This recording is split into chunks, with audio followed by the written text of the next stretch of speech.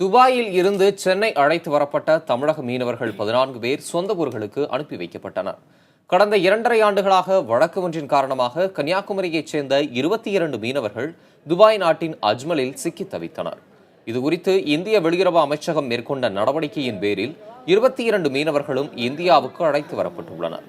2ஆம் கட்டமாக அழைத்து வரப்பட்ட 14 மீனவர்களை சென்னை விமான நிலையத்தில் அமைச்சர் ஜெயக்குமார் வரவேற்றார். அவர்கள் அனைவரும் தமிழக அரசு செலவில் வேன் மூலம் சொந்த ஊருக்கு அனுப்பி வைக்கப்பட்டனர். தங்களை தாயகம் கொண்டுவர நடவடிக்கை எடுத்த முதலமைச்சர் ஜெயலலிதாவுக்கு மீனவர்கள் அனைவரும் நன்றி தெரிவித்தனர். செய்யாத குற்றத்துக்காக 2.5 வருஷமாட்டு எங்களை வீட்டு காவலில் வச்சு ரொம்ப அடித்து துன்புறுத்தி எங்களை ரொம்ப கஷ்டப்படுத்தினாங்க. இது கேள்விப்பட்ட மாண்புமிகு அம்மா அவங்க எங்கள் எல்லாரோட கஷ்டத்தை தெரிஞ்சுக்கிட்டு எங்களை மீட்கிறதுக்கு நிறைய நடவடிக்கை எடுத்தாங்க.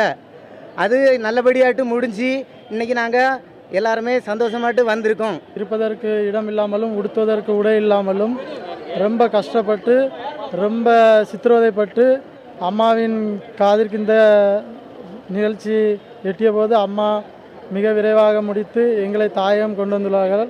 அம்மாவிற்கு மிக்க நன்றி.